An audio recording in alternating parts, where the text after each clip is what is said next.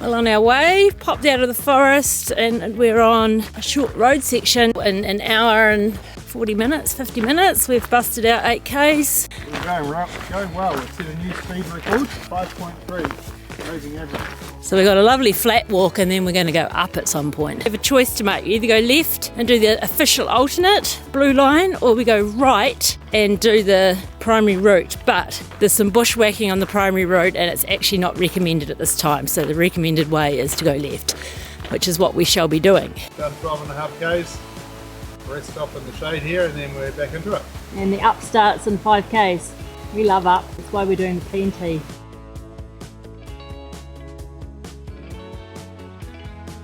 We've been asked to register here when entering this area. We've improvised, we've found a rock to put our registration on. It's Puppy and Lucky Marvin, PNT Weibo, 1st of August 24.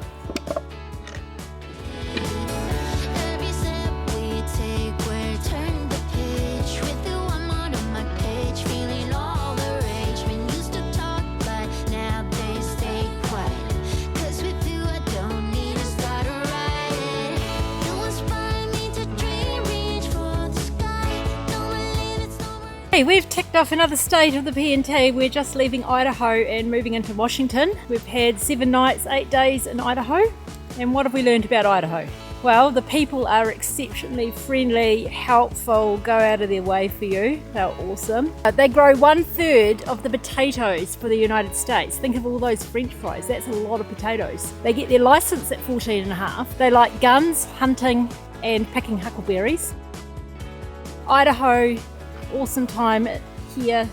The people were the highlight. That big cedars in here is so tall. Once again, this is really different to what we thought. We thought we'd be zigzagging up out in the hot sun, but we've been climbing up through forest, which has been lovely. Got about a mile to go.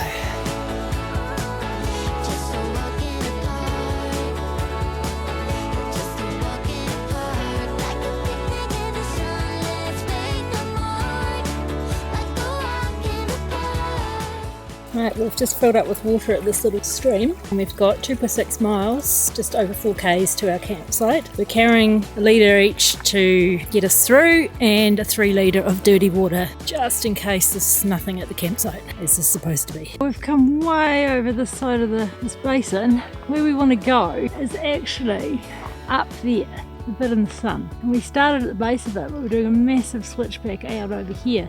And the reason you notice it is because it's a burn zone. In the forest you just accept it, but we're going a long way across for not much up. That's the valley we've walked up today.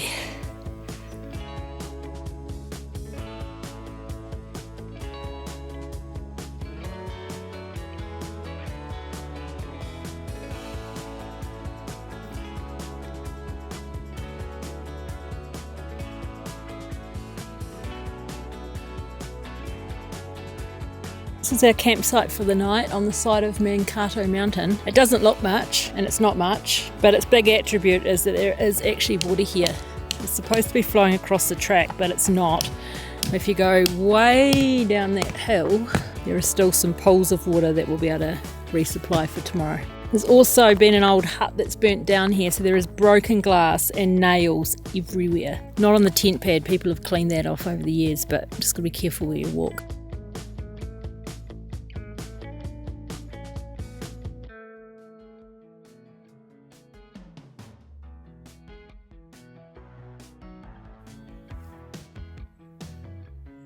This is a campsite that did the job, flat tent pad. There was water, it's a bit tricky to find, so we've left instructions for the next people. Just so much glass around, and it's a smoky old day today. Smoke in the air, the wind's changed direction, so time to go. Big day, 19 miles.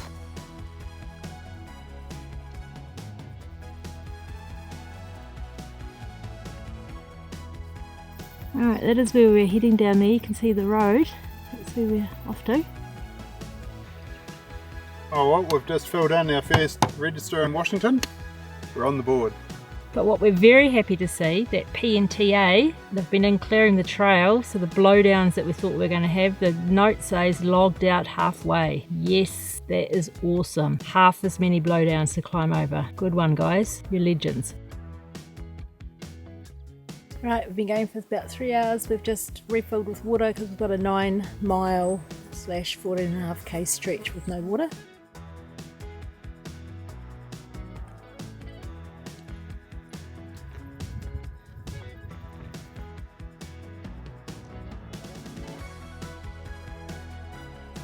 Got to thank the trail crew that we're not climbing over that. There's the middle part on the right, and there's its other part up in the bushes.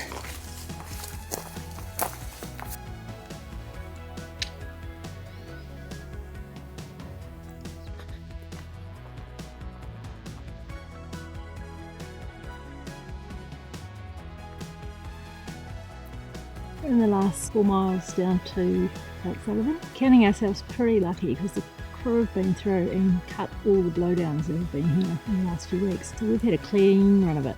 This is Sullivan Lake where we're going to camp and walk beside tomorrow. So it's 6 p.m. We've had a fruitless hour at this campground because there's no room here after wandering around. So we've decided to walk another 4k's down the lake. There's one little place apparently you can put a tent beside the lake, so banking on that. Good news is it makes tomorrow shorter by 4k's, which means we might get there for lunch and milkshakes at the cafe. So this is our little camping spot and we're very pleased to see it. It's the only place you can camp along this lake. There's one little tent pad which is going to struggle to fit our tent, but we don't have a choice. We did have a really good swim in the lake when we first got here because we're pretty hot and sweaty.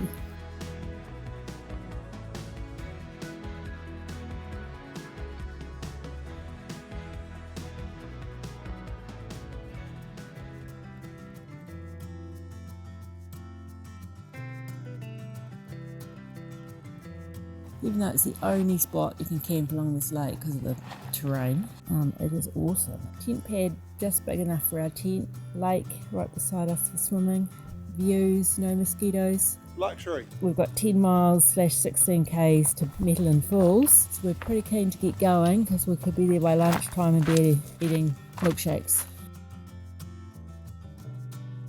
It is 10 to 8. We got away at 7:15, which is awesome. The incentive of milkshakes. We're just about to the camping ground and then it's road walking for the rest of the 16k into Metaline Falls. You can see we were camping last night. That point coming out, if you come around to the left, there's a little clear patch. That's our campsite. Mountain goat. We like goats. He's an Ebo. PNT. So this is Mill Pond. It used to be a 64-acre pond.